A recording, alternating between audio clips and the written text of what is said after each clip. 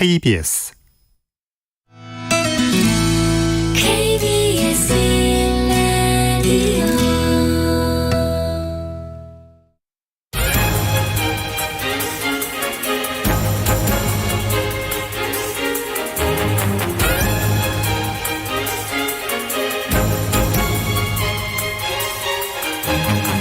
오늘 아침 일라디오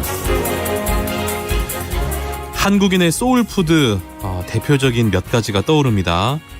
이제는 삼겹살도 그 자리를 당당히 차지하고 있지 않나 싶은데요. 아마 오늘 저녁에도 삼겹살 약속 있는 분들 많으실 텐데 기쁠 때도 뭔가 답답한 일이 생겼을 때도 언제부턴가 삼겹살이 빠지면 섭섭합니다. 불판에 지글지글 몇 점 올리면 즐거움도 배가 되고요. 불편한 마음도 잠시 잊을 수 있습니다. 이 삼겹살의 인기가 시작된 건 1970년대로 알려져 있는데요. 안심과 등심은 수출을 했고요. 당시 세겹살로 불렀던 삼겹살은 상대적으로 저렴한 가격 덕분에 내수 시장에 공급되기 시작했다고 합니다. 이제는 해외에서도 체험하고 싶은 한국의 대표 음식으로 삼겹살을 손꼽습니다. 그런데요, 대표적인 서민 음식 삼겹살, 이제는 가격을 생각하지 않고 마구 먹기에는 좀 부담스러운 가격의 음식이 됐습니다. 요즘 오른다는 말 자주 듣게 되시죠? 그런데요, 그 가운데 돼지고기가 최고라고 합니다. 지난해에 비해서 30% 가까이 가격이 올랐다고 하는데요. 소비자도 부담스럽지만 돼지를 키우는 양돈 농가도 울상이라고 합니다. 그 이유가 뭘까요? 잠시 후 농수산 뉴스 시간에 자세히 살펴보도록 하겠습니다. 5월 26일 목요일 오늘 아침 일라디오 출발하겠습니다. 저는 아나운서 강승화입니다.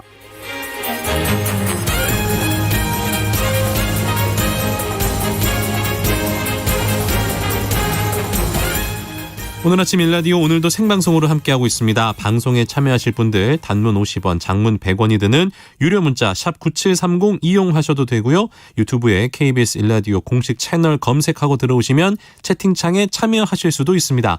콩 어플리케이션에서도 일라디오를 보이는 라디오로 함께하실 수 있습니다. 우리 농수산물의 우수성을 제대로 살펴보는 시간, 오늘 아침 세상의 모든 농수산물 오세농 시간입니다. 우수한 지역 특산물들을 만나보고 맛있게 먹는 법, 역사 속 이야기까지 우리 농수산물의 모든 것 함께 살펴보도록 하겠습니다.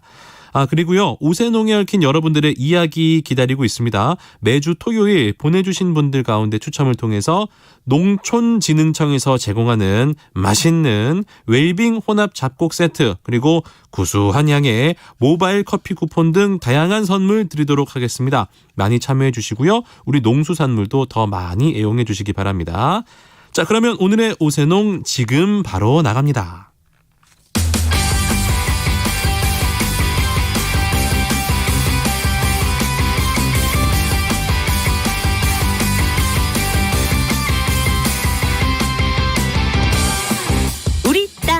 우리 바다에서 자란 맛있고 건강한 우리 농수산물을 살펴보는 오늘 아침 세상의 모든 농수산물 오세농. 안녕하세요. 성우 한희정입니다.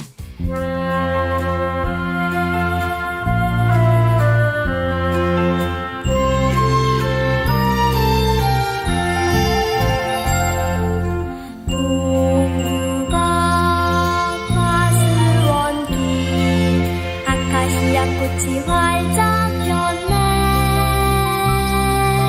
하얀 꽃이파리 눈송이처럼 날리네. 향긋한 꽃냄새가 실바람 타고 솔솔 둘이서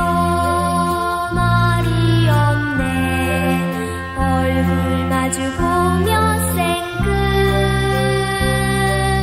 아카시아 꽃 하얗게 핀 옛날의 화수원길.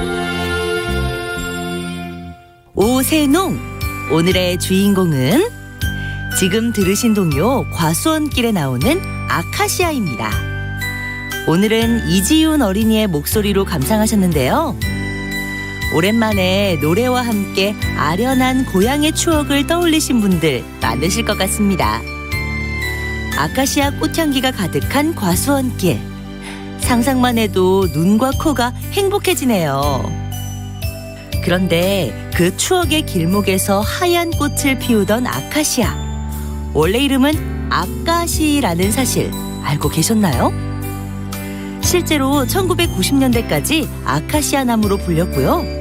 이후로 새 이름 아까시 나무가 표준어가 됐지만 아직도 아카시아라고 불러야 제맛이 느껴지기는 합니다.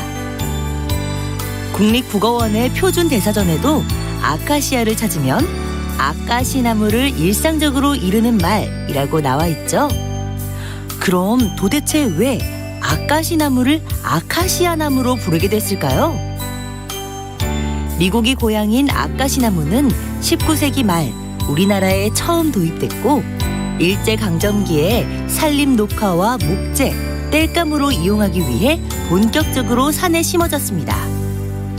바로 그때 일본어로 니세 아카시아, 가짜 아카시아라는 이름으로 보급됐다고 하죠. 그런데 줄여 쓰다 보니 가짜라는 단어는 아예 사라져버리고 그냥 아카시아만 남게 된 거죠. 실제 우리나라에는 아카시아는 없고 아까시만 있다고 하니까 이제는 아까시나무 이 이름을 기억해 주세요. 과거에 아카시아였던 아까시나무에 대한 추억담, 재미있는 사연, 단문 50원, 장문 100원이 드는 유료 문자 샵 9730으로 보내주세요. 사연 보내주신 분 중에 추첨을 통해 행운의 선물 드리겠습니다. 유익한 정보와 살아있는 이야기가 있습니다. KBS 오늘 아침 일라디오.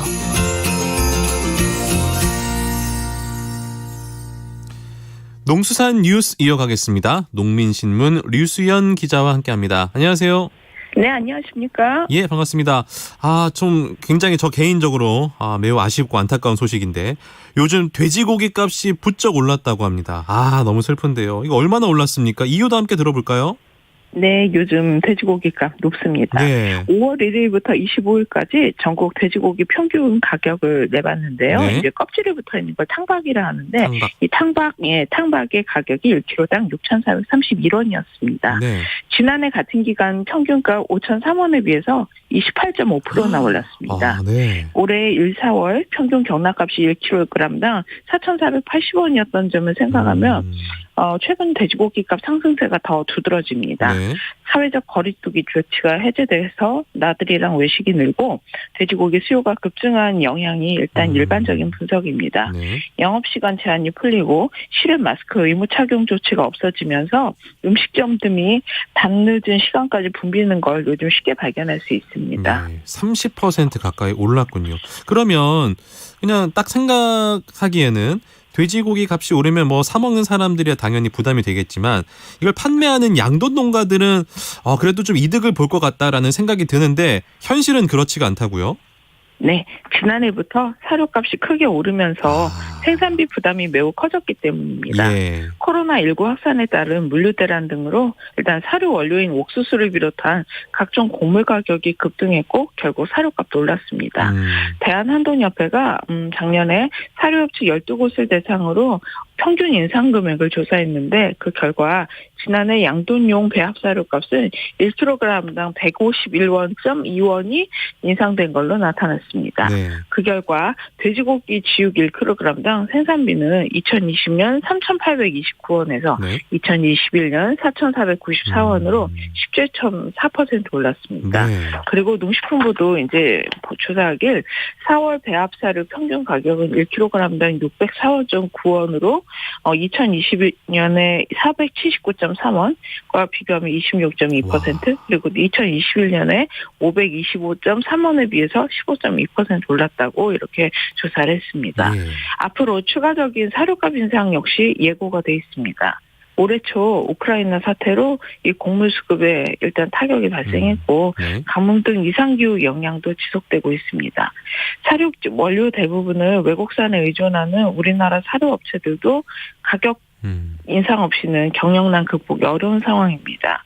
만약 사료값이 추가 인상된다면 올해 돼지고기 지육 1kg을 생산하는데 네. 5,000원에 이르는 와. 비용이 들 걸로 예상이 됩니다. 이런 사정이 있었군요.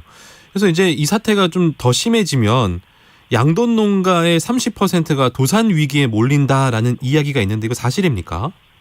네, 말씀대로 앞서 말씀드린 생산비 1kg당 예. 5,000원이 정말 현실로 예. 이제 되면 국내 5천여 양돈 농가 가운데 생산성이 하위 30%에 해당하는 약 1,500농가가 아이고. 부산 위기에 빠질 수 있다는 우려가 일고 있습니다. 예. 네, 이제 또 여기 이유가 있는데요. 네. 돼지고기 값은 나들이 외식이 활발한 5월에서 8월 사이에 연중 가장 높고 그리고 겨울철에 될수록 이제 떨어지는 특징이 있습니다. 네. 그래서 연평균 가격은 이제 따져보면 현재에 비해서 낮습니다. 네. 그래서 이제 한번 또 1월 1일부터 5월 25일까지 연평균 가격을 따져보면 4,788원 선입니다. 그렇군요. 이제 또 돼지고기가 계절을 좀 타는 경향이 있군요. 이 정부나 양돈업계에서는 어떤 대책들을 내놓고 있나요? 일단 농식품부는 중장기적으로는 돼지값이 내릴 걸로 보고 있습니다. 네. 어제 국내 최대 돼지고기 도축시설인 경기 안성 도드람 LPC 공사를 방문한 정황근 농식품부 장관도 이런 점을 이제 인정을 했습니다. 네. 결국 걱정되는 점은 원가로 웃도는 생산비 아닐까요? 그렇죠. 그래서 네, 한돈협회 관계자는 현재 돼지고기값 상승은 일시적인 현상으로 봐야 한다면서 물가당국이 현재 가격 상승세를 보고 인위적인 가격 억제책을 펼치면 도산하는 농가들도 늘어날 수 있다고 또 지적을 했습니다. 예. 하지만 또 이런 점도 있습니다. 사료값 못지않게 중요한 게 농가들이 사양 관리입니다. 그래서 어떤 양돈 전문가는 세밀한 농장 관리를 통해서 생산성을 높이면 돼지고기값 변동폭이 커지더라도 경영위기 극복을 할 수 있다고 또 조언하기도 좀 했습니다. 전문성이 좀 더 높아져야 된다라는 이야기인 것 같습니다. 미국이 주도하는 다자간 경제협력체 인도태평양 경제 프레임워크 줄여서 IPEF가 23일에 공식 출범했는데 우리 정부도 참여를 공식 선언했습니다. 이 농업계에 미치는 영향을 살펴보기에 앞서서요. 먼저 IPEF 좀 정리해 볼까요? 네, IPEF는 중국의 경제적 영향력 확대를 억제하기 위해서 미국이 인도, 태평양, 인태지역 동맹국을 규합해서 결성한 포괄적 경제통상협력체입니다. 네. 지난해 10월 미국 바이든 대통령의 제안으로 본격화가 됐는데요. 미국은 IPEF 통해서 인태지역 국가들과 경제안보 협력을 강화하고 또 암묵적으로는 중국의 영향력을 억제하겠다는 구상입니다. 네. 이번 출범 선언문에는 한국, 미국, 일본, 호주, 뉴질랜드, 인도, 싱가포르, 말레이시아, 필리핀, 인도네시아, 베트남, 태국, 브루나이 등 13개 국가가 참여했습니다. 중국과의 관계를 의식해서 참여가 부진할 거라던 이 아세안 소속 이 7개 국가가 들어왔고 또 그동안 IPEF에 무관심에 따르고 평가됐던 인도가 또 포함돼서 좀 이채롭습니다. 네. 우리나라 대통령실은 이제 IPEF 참여하고 관련해서 우리나라 공급망을 안전화하고 디지털 등 새로운 통상 이슈에 대한 국제 규범을 선제적으로 주도하는 한편 역내 주요국과 인프라, 디지털 신기술 협력을 강화함으로써 미래 성장 동력을 확보해 나갈 수 있을 거다라는 기대를 보였습니다. 네, 이게 뭐 기존 자유무역협정처럼 회원국 간 시장 개방 문제를 직접 다루진 않는 것 같은데 우리 농업계의 입장을 알려주시겠습니까? 네, 일단 IPEF는 아직 구체적인 그림이 그려지지 않았습니다. 네. 이 관세 인하가 핵심인 기존 자유무역협정 FTA처럼 회원국 간의 시장 개방 문제를 직접 다루진 네. 않습니다. 대신에 새롭게 통상 이슈로 떠오른 디지털, 공급망, 인프라, 청정에너지 등에 관한 규범 설정과 역내 협력 강화를 주된 내용으로 내세우고 있습니다. 네. 이 회원국들은 향후 공정하고 회복력 있는 무역, 공급망 안전성, 그다음에 인프라, 청정에너지, 탈탄소, 또한 조세, 반부패 등 4개 분야에서의 논의를 구체화할 예정입니다. 이러한 4개 분야를 필라, 이제 영어로 우리나라 말로 기둥이라고 하는데요. 네. 이 필라 각각은 세부 이제 5개에서 10개로 구성이 되고요. 또 참여 국가는 이 4개 필라 가운데서 관심 있는 필라만 골라서 참여를 할 수 있습니다. 농업계 입장은 어떻습니까? 네, 이제 IPF가 관세 철폐를 목적으로 하지는 않지만 우리 농업이 또 안심해도 되는 거 아니다 하는 이제 얘기가 나오고 있습니다. 네. 이 미국의 국제전략문제연구소 CSIS가 지난달 내놓은 CSIS 브리프에 따르면 공정하고 회복력 있는 무역 필란은 7가지 세부 의제로 구성되고 여기에 또 농업이 포함이 됩니다. 여기서 공정이라는 표현에 주목을 하셔야 하는데요. 네. 서진교 대외경제정책연구원 선임연구위원은 공정 경쟁에 영향을 미치는 보조금이나 과학적, 객관적 근거 없이 이루어지는 임의적 수입 관리, 검사제도 개선을 논의할 수 있다면서 그래서 이 나머지 필라하고 다르게 무역 필라는 법적 구속력이 있는 조문 형식으로 만들어질 가능성이 있다는 설명을 했습니다. 네. 그리고 IPF로 관세가 추가 철폐되지 않더라도 검역 장벽의 문턱을 낮추라는 구속력 있는 합의가 이루어진다면 우리 농업에는 피해가 불가피할 거라는 관측이 나오고 있습니다. 그래서 농업계에서는 IPF가 RCEP과 CPTPP에 이은 카운터 펀치를 맞는 게 아닌가 하는 우려가 있습니다. 네. 그래서 이제 농민단체인 최범진 한국농업경영인중앙연합회 정책조정실장은 농산물 추가 개방을 꾸준히 요구해온 미국이 주도한다는 점이 우려스럽다면서 특히 우리나라가 동식물 위생검역, 즉 SPS로 맡고 있는 과수와 쇠고기 문이 활짝 열리면 우리 농업에 심각한 타격이 올 거라고 밝히기도 했습니다. 예. 미국은 내년 11월 열리는 APEC 정상회의에서 IPF 발효를 목표로 하는 걸로 알려졌습니다. 또 이제 이렇게 속전속결의 협상 과정에서 농업소외를 걱정하는 목소리가 큽니다. 네. 지금까지 농수산 뉴스 농민신문 류수연 기자와 함께했습니다. 고맙습니다. 네, 감사합니다.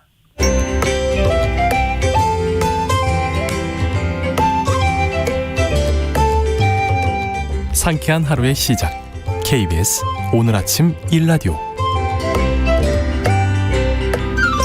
농어촌에서 발생할 수 있는 법적 분쟁 상황을 보다 현명하고 지혜롭게 대처할 수 있는 방법 배워보는 시간입니다. 우리 동네 박변홍사 법률사무소 한아름의 박형윤 변호사와 오늘도 함께합니다. 박변홍사님 안녕하세요. 안녕하세요. 예, 그 계신 전북 지역 날씨는 어떻습니까? 바람 많이 불고요. 예. 해가 떠가지고 농사짓기에는 너무나 안 좋습니다 지금. 안 좋아요? 네, 너무 안 좋습니다 지금. 그렇군요. 그 예. 요즘에 더위도 좀 심하고 가뭄 때문에 많은 그 농사짓는 분들 걱정하시는데 좀 괜찮아졌을까요? 아니요, 뭐 지금 계속 바람이 불고 바람만 있어요. 불고. 해가 뜨고 바람이 불면은 땅이 예. 마르거든요. 네. 농작물이 이제 그 땅에 이제 수분이 많아야 잘 자라는데 그냥 계속 마르고 있어가지고 물 주느라고 정신이 아이고, 없습니다 지금. 걱정입니다 이게. 예. 오늘 이제 농촌에 어르신들이 많으신데 농촌에서 이제 노인분들께 발생하는 문제들이 좀 많을 것 같아요. 코로나가 끝나기는 했는데요. 예. 코로나 때부터 계속 이렇게 어떻게 보면은 자녀들하고 소통이 좀 부족하잖아요. 네. 그러다 보면 아무래도 요새 돌아가는 세태를 잘 모르시는 어르신들을 아이고. 또 사기치는 분들이 많으세요. 아이고. 예, 또 이제 직접 방문하시고 막 이래서 사기치는 경우가 많아가지고 예. 여전히 뭐 그런 게 많고 예전에는 뭐 이렇게 관광 모시고 가가지고 이렇게 막 묻지마 물건 관광 이런 게 많았거든요. 예. 아 예. 근데 지금은 이제 찾아오셔가지고 자꾸 뭐 네. 수리하는데 비용 많이 받아가지고. 아하. 예, 막 이제 그 집에 왔는데 아무도 없으니까 물건 훔쳐가지고 막 이러거든요. 아유 참. 예, 그런 문제가 좀 많이 있습니다. 참 어떻게 그럴 수 있을지라는 생각이 드는데 그러면 오늘 뭔가 사기 사건과 관련된 이야기를 나눌 것 같은데요. 어떤 사건인지 오늘의 사례를 일단 한번 들어보도록 하겠습니다. 네.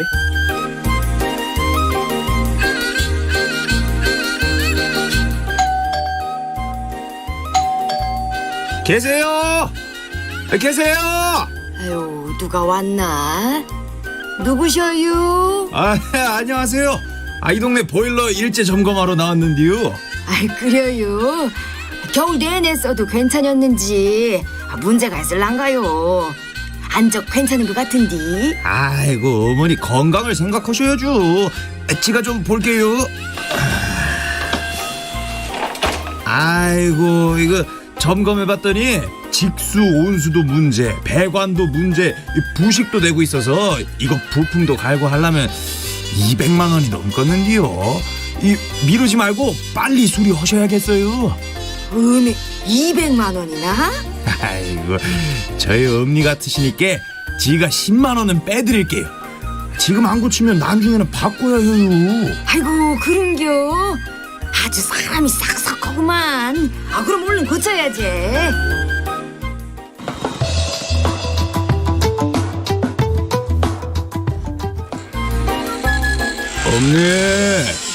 없네 지화슈. 그려 우리 아들 철봉이 왔는가? 야, 별일 없으셨죠? 별일 있었지. 보일러 수리 안 했으면 큰일 날 뻔했어. 다행히 며칠 전에 싹싹하니가 왔었거든. 누가 왔다고요? 나가 집에 있는디 누가 왔길래 나가봤더만 보일러를 점검해준다는 것이여. 아이 귀찮아서 그만둘까 했는디 또 사람이 성실해 보여서 한번 보라고 했지. 에이, 그래서요? 고치셨어요? 아만 아주 깨끗하게 고쳤지.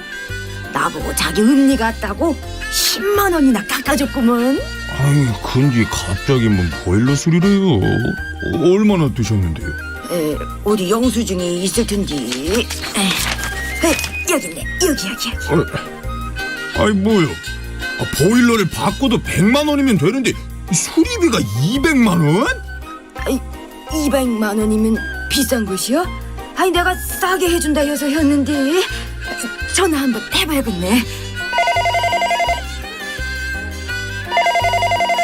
여보세요? 아이고 여보셔요. 나 그 지난번 보일러 고친 집인데 우리 아들이 보일러를 새로 바꿔도 100만 원이라는디. 200만 원이면 보일러가 2대 아니요. 아유 돈을 너무 많이 썼는데 환불해줘요. 이거 거기 써놨는데 환불 불가라고요. 이거 환불 안 돼요. 음이 사람 못 쓰겠네. 아유 우리 찰봉이한테 약이어서 마을 변호사 찾아가 봐야겠네. 아이고 이 사기꾼한테 당했어. 진짜. 변호사님. 네. 너무 화나요, 지금. 와. 씁쓸하죠, 진짜. 그러니까 이제 요즘에 이제 어르신들만 농촌에 계시다 보니까 이런 사기 사건들이 많이 발생한다고 아까 말씀해 주셨잖아요. 실제로 그렇습니까? 예, 굉장히 많고요. 아이고, 뭐 이것뿐만 진짜. 아니라 지금 여기 수리하러 가서 이렇게 지금 뭐 과다하게 수리비 청구한 건데 네. 물건 같은 경우에도 어르신들이 이제 교통편이 불편하다 보니까 네. 팔러 오신 분이 계시는데 네. 시가에 막 2배, 3배씩 막 받고 파는 분들 많이 계세요. 예. 잘 모르시니까 어르신들께서. 참. 네. 일단 이제 이 사례를 보면 그러니까 네. 뭐 이제 보일러를 새로 갈아도 100만 원이면 되는 거를 네. 수리하는데 200을 줬단 말이죠. 그러니까 어머니 입장에서는 너무나 속상하실 것 같고 듣는 저도 속상한데 이거 네. 당연히 처벌이 가능하겠지요? 그렇죠. 당연히 처벌이 가능하고요. 네. 애초부터 이렇게 그 과다한 비용 청구하는 거를 사실은 전문가시잖아요. 또 어머님은 잘 모르시고 그러니까요. 정확하게 알려드려야 되는데 그걸 속여서 하면 당연히 사기로 처벌받아야죠. 사기죄로 처벌받습니다. 네. 이제 그리고 방금 저희가 사례에서는 보일러였지만 이제 네. 농촌에서는 농번기, 그러니까 농기계가 또 굉장히 고가의 기계들이 많잖아요. 엄청 비싸죠. 이런 네. 것들은 또 전문가가 아닌 이상에는 뭐 수리를 해서 수리비가 얼마가 나오는지 정확히 모를 수 있단 말이죠. 이 경우에도 과도하게 이제 수리비를 많이 청구했다. 이러면 이것도 처벌 가능합니까? 요거는 조금 다를 수가 있습니다. 달라요? 예, 왜냐면 그 부품이나 뭐 공임이 조금씩 숙련도에 따라 조금씩 다를 수 있기 때문에요. 네. 예, 뭐 처벌까지는 아니더라도 우리가 좀 비싸게 이제 청구된 경우들이 있어요. 그러면 적정한 가격 선에서 반환받을 수 있는 여지가 있거든요. 예, 이게 농기계하고 뭐 이렇게 수리할 때 과정에서 네. 이 가격이 어느 정도 차이 나느냐에 따라서 상식선을 벗어나면 우리가 사기죄가 될 거고요. 네. 조금 이제 비싼 정도라고 하면 적절하게 이제 조정하는 정도의 민사적인 책임을 발생시킬 수 있고요. 그렇게 됩니다. 좀 이게 사례에 따라 다른 거군요. 네네. 그럼 말씀하신 게 좀 상식을 넘어선 경우에는 사기라 그랬는데 이게 법적으로 사기죄에 포함되는 겁니까? 그렇죠. 사기죄에 포함되는 거고요. 네. 우리가 사기죄 같은 경우에는 뭐 금액에 따라 차이가 있지만 네. 5억 미만이면 일반 사기죄를 처벌받는데 그 사기죄 같은 경우는 10년 이하의 징역 또는 2천만 원 이하의 벌금 굉장히 세게 처벌받고요. 네. 그리고 특히 이게 그 사기꾼과 피해자 사이가 어느 정도 우열 관계가 있는가를 따져보거든요. 네. 지금 이런 거 같은 건 너무 심하지 않습니까? 너무 심하죠. 네. 예.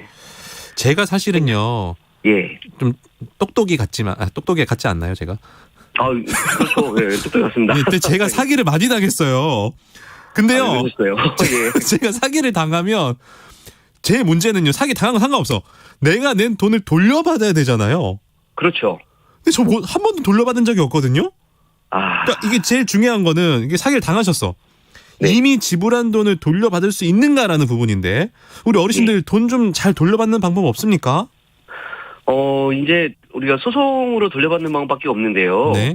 근데 이제 우리 보일러 이런 거 하시는 분들 같은 경우에는 사실은 지역에서 좀 알려져 있는 분들이에요. 네. 시골 같은 경우는 보일러 이렇게 수리하시는 분들이 많지가 않아요. 그렇죠. 뭐 한두 군데 정도만 있어가지고. 맞아요. 예, 우리가 이제 뭐 도시 같은 데는 뭐 여러 군데 있으니까 좀 네. 다르지만은 시골 같은 경우에는 뭐 소송을 나아가기 전에 그분을 찾아가서 이제 어느 정도 이렇게 얘기를 하게 되면은 그 보일러 수리기사도 전체적인 이미지를 생각하셔갖고 돌려주는 경우가 상당히 있거든요. 그렇군요. 네. 예, 만약에 안 돌려주시면 결국은 형사고소하고 민사소송하고 하셔야 됩니다. 아유, 복잡하다.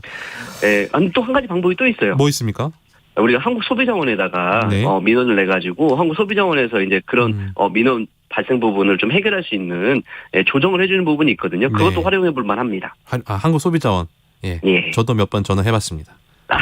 이게 강제성이 없어요. 근데 쉽지가 않아요. 솔직히 말씀드리면 쉽지 않아요. 뭐 돌려받을 수 있겠습니다만, 그 시간적 이 소비와 정신적 스트레스가 쉽지 않은 것 같은데. 그러면 예. 박 변호사님 같은 변호사님 찾아가가지고 좀 이렇게 해결해 주세요라고 실제로 담당하신 경험들이 있으신지요? 많이 있고요. 많이 있어요. 예, 저 같은 경우에는 보통 이렇게 오시면 제가 직접 연락을 한 번씩 해드려요. 네. 이렇게 의뢰하러 왔는데 큰 뭐 문제 아닌데 이렇게 좀 서로 원만하게 해결하시면 어떻겠냐. 이렇게 뭐 전화를 한번 드려보고 전화도 안 되면 이제 우리가 소위 말하면 내용 증명 같은 걸 보내드리거든요. 네. 예, 대신에 보내드리면 그거 읽어보시고 타당하다고 생각하면 연락을 주세요. 그럼 제가 어느 정도 이제 대리해가지고 조율하는 경우는 상당히 있고요. 네. 전국에 있는 마을 변호사들이 이런 역할 많이 하고 계실 겁니다. 아유, 감사합니다. 저희가 지금 오늘 뭐 보일러 농기계 이야기했잖아요. 사기와 관련돼서. 그거 말고 또 어르신들이 주의해야 할 사기 사례들이 어떤 것들이 있습니까? 일단 직접 찾아오는 그 물건 판매를 하시는 분들이 물건 많이 판매. 계세요. 네. 예, 아무래도 좀 오지나 이런 곳에 오시는 분들이 많이 계시는데 유통하는 과정에서 이동하는 뭐 비용이나 이런 게 많이 든다고 해서 좀 더 이제 받기는 하는데 네. 가격이 뭐 두세 배 되는 경우가 많이 안 있어서 되지. 네. 예, 그래서 이제 그런 부분들 좀 조심하셔야 될 것 같고요. 네. 그리고 요새 또 관광이 또 묻지마 관광이 또 늘고 있어요. 또 시작됐어요. 다시. 그래서 예, 어디 가셨을 때 물건을 사시면은 좀 한 번 더 생각해 보시고 샀었으면 좋겠습니다. 그리고 자녀분들한테도 좀 그런 물건에 대해서 네. 구매에 대해서 좀 투닥도 좀 하시고 네. 예, 그럼 좋겠습니다. 아니 뭐 저기 무슨 온천 보내준다고 버스를 단체로 태워가지고 마을이 텅 빈 사이에 마을을 막 털어가는 사람들도 있더라고요. 네, 그런 경우 많죠. 그건 너무나 이게 화가 나고 그렇습니다. 우리 어르신들 사기 사건에 속지 않기 위해서 어떻게 해야 될까요? 일단 자녀에게 먼저 물어보시고요. 자녀들에게 네. 예, 한번 사시기 전에 조금 더 그 주변 분들, 거기 같이 가신 분들 또 잘하시는 분들 계시거든요. 한번 네. 물어보시고 네. 결제를 하실 때 카드로 결제하시는 게 중요합니다. 그렇지. 예. 예, 카드로 결제하면 취소할 수 있거든요. 맞아요. 예. 그래서 결제할 때도 이왕이면 본인 카드 말고요. 자녀 카드로 계산하시면 더 좋습니다. 카드로 결제한다 그러면 뭐라고 하는지 아세요? 이거 현금 주시면 10% 깎아드려 이러면 사람이 마음이 그것도 뭐 현금 내게 되거든요. 근데 그거 하면 안 된다 이거죠? 예, 너무 잘하시는데요. 제가 많이 당해봤다니까요. 알겠습니다. 우리 어르신들 좀 이런 사기 사건에 좀 피해가 없도록 이런 나쁜 사람들이 일단 없어지는 게 급선무인 것 같고 오늘 변호사님 말씀해주신 여러 가지 방법들 잘 생각하셨으면 좋겠습니다. 우리 동네 박 변호사 박형윤 변호사와 함께했습니다. 고맙습니다. 감사합니다. 자, 오늘 날씨 알려드리겠습니다. 지금도 일부 지역에 비가 내리고 있는데요. 비는 점차 그치겠지만 남부지방과 제주도는 오후부터 차차 맑아지겠습니다. 그동안 기승을 부렸던 때이른 더위도 주춤하겠네요. 아침 기온 어제보다 1에서 3도가량 낮겠습니다. 서울 14도, 춘천 13도, 부산은 18도로 예상됩니다. 낮 기온 서울 24도, 광주 26도, 창원 27도로 어제보다 3, 4도가량 낮겠습니다. 바람도 강하게 불고 있네요. 더 선선하게 느껴지겠는데요. 강원 산지와 정선 평지에는 순간 초속 25m의 매우 강한 바람이 부는 곳이 있어서 강풍특보가 발효 중입니다. 시설물 관리 신경 좀 쓰셔야겠습니다. 오늘 낮 동안 대체로 구름 많겠지만요. 오후 늦게부터 내일 새벽까지 경기 북동부와 강원 영서 북부에는 다시 비가 조금 내리겠습니다. 미세먼지 농도는 전국이 좋음 단계가 예상이 되고요. 자외선 지수는 대부분 매우 높은 단계까지 오르겠습니다. 잠시 물러났던 이번 때이른 더위 언제 다시 더워지냐? 주말에 다시 찾아온다고 하는데요. 기온이 크게 오르면서 더워질 것으로 전망이 된다고 합니다. 오늘 아침 일라디오 함께하고 계신 지금 시각 6시 45분 지나고 있습니다.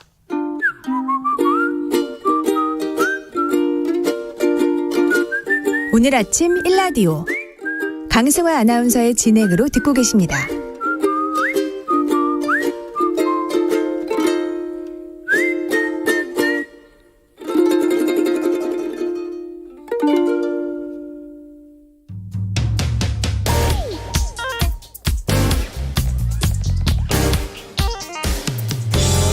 오늘 아침 뉴스 브리핑.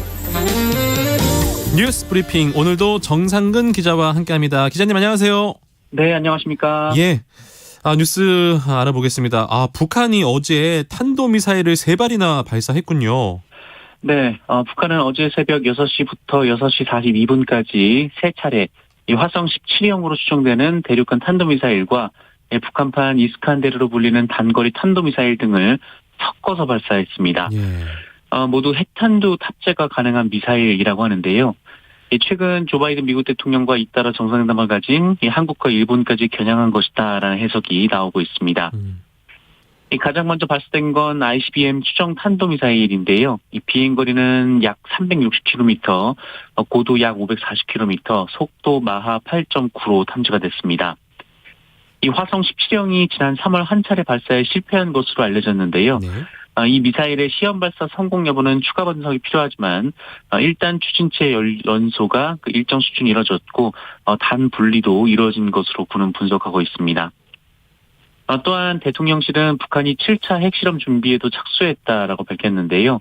이 풍계리 핵실험장과 또 다른 장소에서 그 핵 기폭 장치 작동 시험을 하는 것이 탐지됐다면서 북한이 원하는 규모와 성능으로 핵실험을 하기 위한 작업이다라고 판단했습니다. 이와 관련해서 우리 정부는 어떻게 대응하고 있습니까?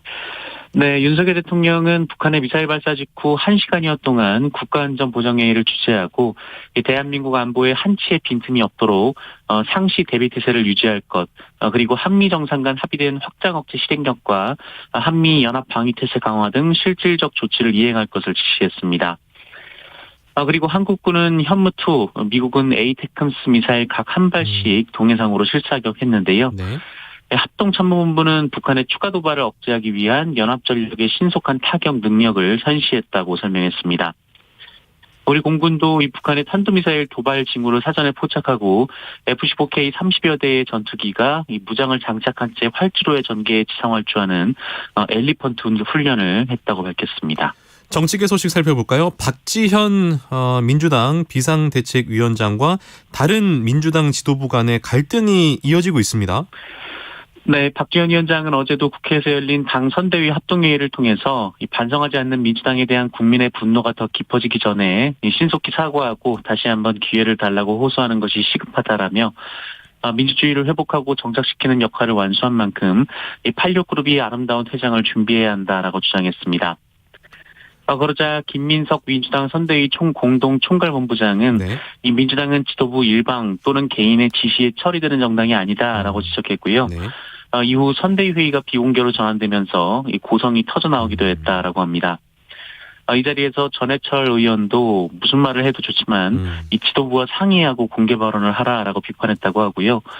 윤호중 위원장은 이게 지도부인가라고 말하고 회의장을 떠났다라고 합니다.